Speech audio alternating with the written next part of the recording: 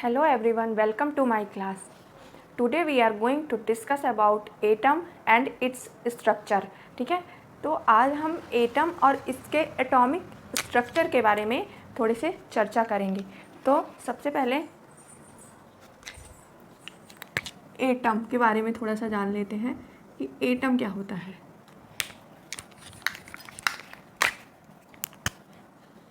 It is the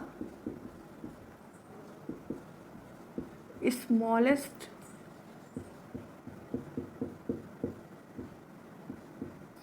particle of matter of an elements। ठीक है, ये किसी भी पदार्थ का, किसी भी मैटर जो एलिमेंट्स से मिलके बना है, उन एलिमेंट्स का सबसे स्मॉलेस्ट पार्टिकल होता है। ठीक है, ठीक है, मैटर जो है वो एलिमेंट्स से मिलके बनता है। ठीक है, तो वो जो एलिमेंट्स का सबसे स्मॉलेस्ट पार्टिकल होगा वो क्या कहलाएगा? एटम कहलाएगा। ठीक है, अब हम जान लेते हैं इसके स्ट्रक्चर के बारे में। तो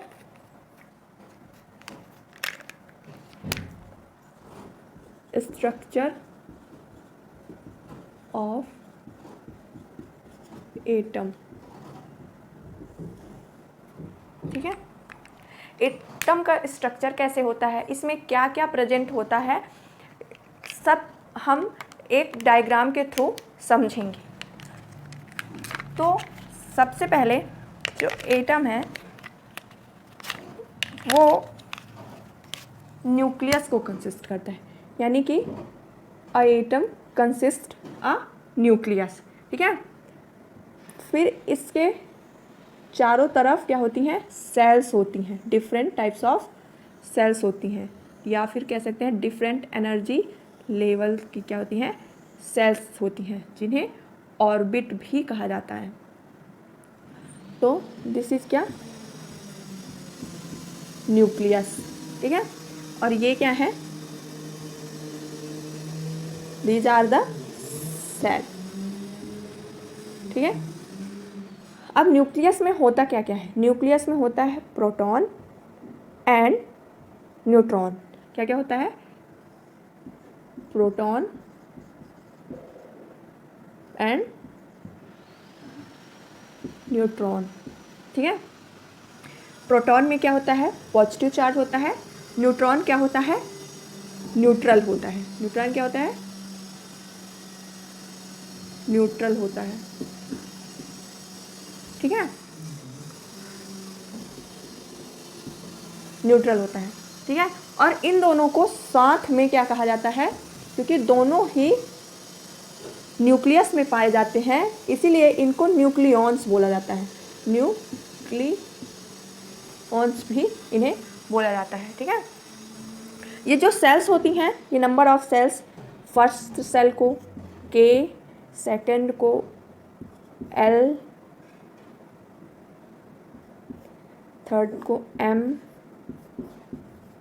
फोर्थ को N, KLMN से जानते हैं। K shell, L, M shell, N shell. ठीक है, और इन सेल्स में प्रेजेंट होते हैं क्या?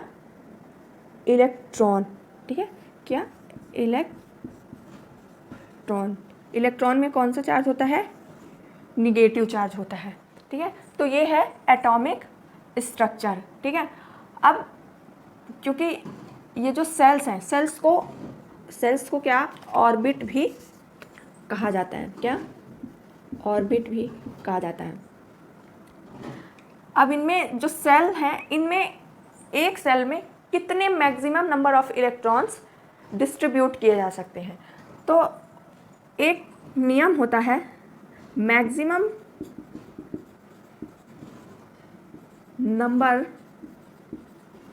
Of electron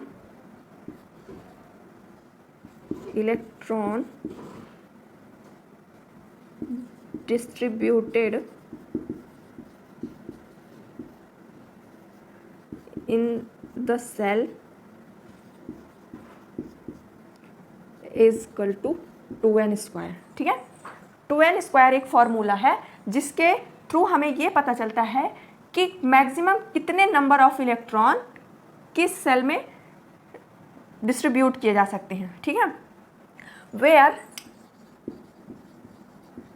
n is equal to number of shell, n का मतलब क्या होता है, नंबर ऑफ सेल, ठीक है।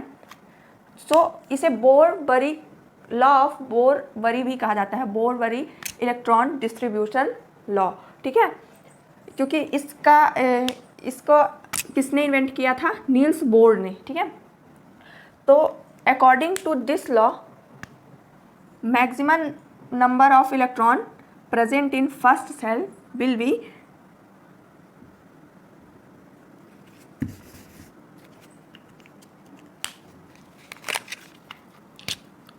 फर्स्ट सेल में 2 into 1 because of this first shell, this is what first shell. तो n की जगह पे अपन क्या लिखेंगे, n equal to number of shell. तो हमें फर्स्ट सेल का निकालना है, तो 2n स्क्वायर है, तो 2 into 1 का स्क्वायर इक्वल टू हो जाएगा 1 into 1, 2 into 1 into 1 equal to क्या हो जाएगा 2, ठीक है। यानी कि फर्स्ट सेल में, के सेल में मैक्सिमम नंबर ऑफ इलेक्ट्रॉन कितने भरे जा सकते हैं, 2, ठीक है। सिमिलरली सेकंड में 2 into 2 का whole square equal to 2 into 2 तो क्या हो जाएगा 2 2 जा 4 एंड 4 2 जा 8। यानी कि maximum number of electron in second shell is 8, ठीक है। यानी कि सेकेंड सेल में मैक्सिमम कितने इलेक्ट्रॉन फिल किए जा सकते हैं, डिस्ट्रीब्यूट किए जा सकते हैं, 8, ठीक है। सिमिलरली 2 into 3 का whole square equal to 2 into 3 into 3, तो 3 जा क्या हो जाएगा 9 एंड 9 2 जा 18। यानी कि maximum number of electron distributed in third shell is 18।